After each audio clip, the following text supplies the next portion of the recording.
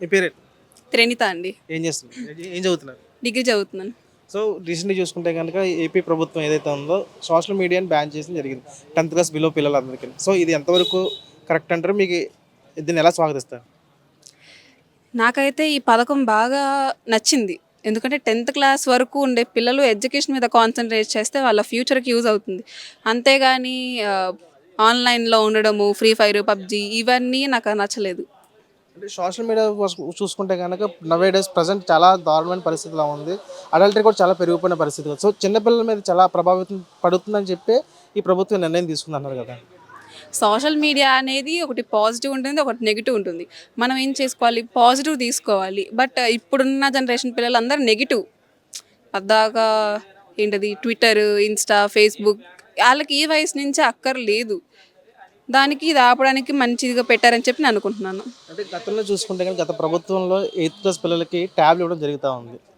ట్యాబ్‌లు ఇచ్చారు. అందులో కూడా పాఠ్యాలు ఏవైతే ఉన్నాయో లెసన్ అయితే ఏది ఉంటుందో దాన్ని కాకుండా ఓపెన్ సర్వే ఇవ్వడం వల్ల కూడా వాళ్ళు కొన్ని గేమ్స్ ఆడుతూ ఉన్నారు. సోషల్ మీడియా ఇన్‌స్టాల్ చేసి వాడుతున్నారు కదా!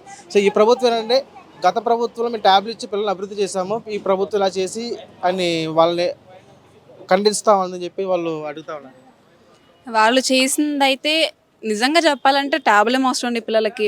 చదువుకునే పిల్లలకి స్కూల్‌లో టీవీ పెట్టాలి యూజ్ అయితే. ఒకవేళ యూజ్ అయితే పెట్టాలి. పెట్టి ఎక్స్‌ప్లెయిన్ చేసి టాపిక్ దీనికి ఇది అని చెప్తే వాళ్ళకి అర్థమవుద్ది. అంతేగాని ట్యాబ్‌లో మనం లిమిట్ లేకుండా మీరేమన్నా వాడుకోవచ్చు. సబ్జెక్ట్స్ తప్ప అన్నీ చూసుకోవచ్చు అని వాళ్ళకిస్తే పబ్‌జీలంట డౌన్‌లోడ్ చేసుకొని నైట్ కూడా ఆడుకుంటున్నారు. నిద్రలో కూడా ఆడుకుంటున్నారు.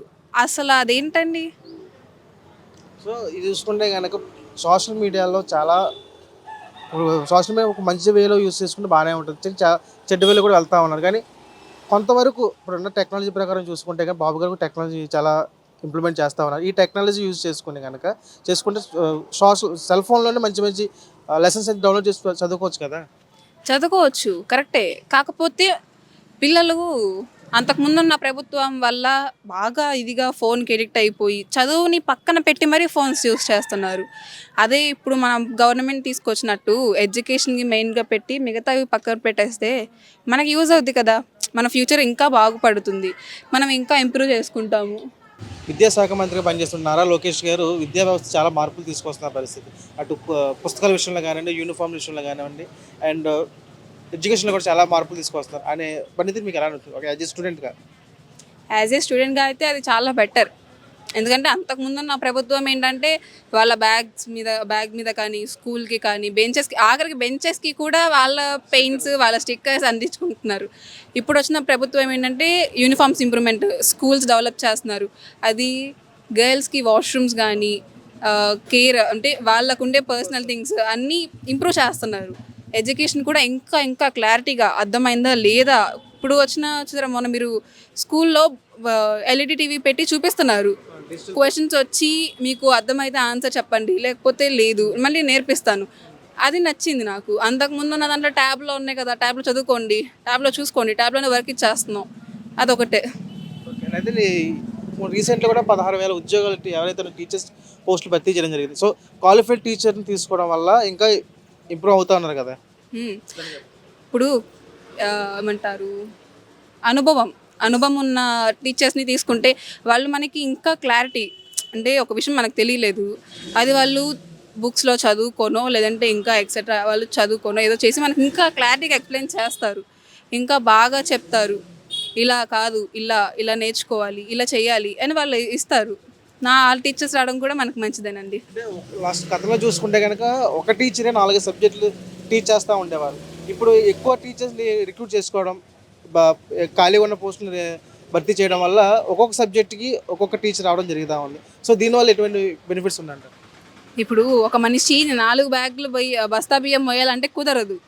ఇప్పుడు ఒక్కొక్కళ్ళు ఒక్కొక్క బస్తా మోయాలంటే ఈజీగా అవుతుంది. అలాగే ఎడ్యుకేషన్ కూడా. మనము ఒక టాపిక్ చెప్తున్నప్పుడు ఆ టాపిక్ కంప్లీట్ చేస్తాము. ఇంకొక టాపిక్ తీసుకొచ్చి మన మీద ఏస్తే మనం చెప్పలేం కదా! 2 బ్యాలెన్స్ చేయలేము. మిగతా వాళ్ళు రావడం వల్ల మన వర్క్ ఈజీ అవుతుంది. వాళ్ళకి ఇంకా ఎక్స్‌ప్లెయిన్ చేయగలుగుతాం కదా! అండ్ ఇంకోటి విషయం ఏంటంటే ఐటీ డిపార్ట్మెంట్, ఐటీ సెక్టర్ కూడా చూసుకుంటే కనుక అనేక మంది ఐటీ కంపెనీలు తీసుకొస్తా ఉన్నారు. ఐటీ సెక్టర్ డెవలప్మెంట్ చేసుకుంటూ వస్తుంది. దీనివల్ల ఉద్యోగాలు వస్తూ ఉన్నాయి కదా! సో మీలాంటి చదువుకున్న స్టూడెంట్స్‌కి ఎటువంటి బెనిఫిట్స్ అంటారు? అంటే అంటే చాలా వరకు చూస్తా ఉన్నాం హైదరాబాద్ కానీ బెంగళూరు కానీ చెన్నై వెళ్ళి సాఫ్ట్వేర్ కంపెనీలు వర్క్ చేసే పరిస్థితి. సో అదే కంపెనీ మన ఆంధ్రప్రదేశ్ వస్తే ఇటువంటి బెనిఫిట్స్ ఉంటాయి. ఇప్పుడు మాకంటే ముందు చదువుకున్న వాళ్ళు ఉన్నారండి. ఎగ్జాంపుల్ మా ఫ్రెండ్ వాళ్ళ అక్క ఇక్కడ చదువుకొని ఇక్కడ పుట్టి ఇక్కడ చేసి జాబ్ కోసం ఎక్కడికో వెళ్ళిపోయింది. అక్కడికి వెళ్ళి వచ్చిన తక్కువ జీతంతో వాళ్ళు ఎంత వర్క్ చెప్తే అంత చేసుకొని శాలరీ తీసుకొని మాటలు పడి అంత దూరం వెళ్ళి పేరెంట్స్ని వదిలేసి ఉండాల్సి వస్తుంది. అదే మనకి ఇక్కడ ఐటీ డిపార్ట్మెంట్లో ఇంకా జాబ్స్ మనకి వస్తే మనం ఇక్కడే ఉంటాం కదా, మనం ఇక్కడే ఉంటాము. ఇంకా మన దగ్గరికి వస్తారు వేరే స్టేట్స్ నుంచి, ఇంకా మనం ఇంప్రూవ్ చేసుకోవచ్చు ఐటీ డిపార్ట్మెంట్ నుంచి ఇక్కడ ఉన్నవన్నీ. అంటే ఇక తీసుకొస్తారు. రీసెంట్గా చూసుకుంటే చాలా వరకు వైజాగ్లో ఇంచుమించు ఒక 10 కంపెనీల వరకు ఐటీ డిపార్ట్మెంట్ సంబంధించిన 10 కంపెనీలు అయితే రావడం జరిగింది. అవి ఇప్పుడు ప్రొడ్యూస్ అవుతూ ఉన్నాయి, ఇంకా ఎంప్లాయ్మెంట్ జరుగుతూ ఉంది. సో ఎంప్లాయ్మెంట్ పెరగడం వల్ల బెనిఫిట్గా మన ఎడ్యుకేషన్ కానివ్వండి, లేకపోతే మన రాష్ట్రానికి కానివ్వండి, ఎటువంటి ఉపయోగం ఉందంటారు? అలా పెరగడం వల్ల ఏం యూజ్ ఉంది అంటే మనం ఫ్యామిలీకి దూరం అవ్వకుండా ఉంటాము. మన స్టేట్ పేరు ప్రఖ్యాతలు పెరుగుతాయి. అది కాకుండా ఎంతో మందికి జాబ్ వస్తుంది. ఇక్కడే జాబ్ వచ్చి ఇక్కడే జాబ్ చేసుకుంటూ ఉంటారు. లాస్ట్ ఫైనల్లో క్వశ్చన్, గతంలో చూసుకుంటే కనుక 94, 99 ఆ టైంలో హైదరాబాద్ డెవలప్మెంట్ చేసినటువంటి చంద్రబాబు నాయుడు గారే ఇక్కడ చూసుకుంటే కనుక ఇప్పుడు ఇది అమరావతి డెవలప్ చేస్తూ ఉన్నారు. సో ఫ్యూచర్లో కూడా 2040 అనే విజన్ పెట్టుకుని ఆయన అమరావతిని డెవలప్మెంట్ చేయడానికి ఉన్నారు. సో హైదరాబాద్ జరిగే డెవలప్మెంట్ కన్నా అమరావతి జరిగే డెవలప్మెంట్ కన్నా ఎటువంటి వేరియేషన్ ఉంటుంది అంటారు? ఇంకా పెరిగే అవకాశం ఉంటుంది అంటారా? డెవలప్మెంట్ పెరుగుద్ది అని చెప్పలేను, చాలా బాగా పెరుగుద్ది అని నేను అనుకుంటున్నాను. ఎందుకంటే అప్పుడు మనం హైటెక్ సిటీని డెవలప్ చేసాము, అది ఇప్పటికీ ఇంకా డెవలప్లో ఉంది. అదేవిధంగా మనం ఇప్పుడు అమరావతిని డెవలప్ చేసుకుంటే ఇంకా ఇంకా డెవలప్ అయ్యి మనకి యూజ్ఫుల్ అవుతుంది కదా.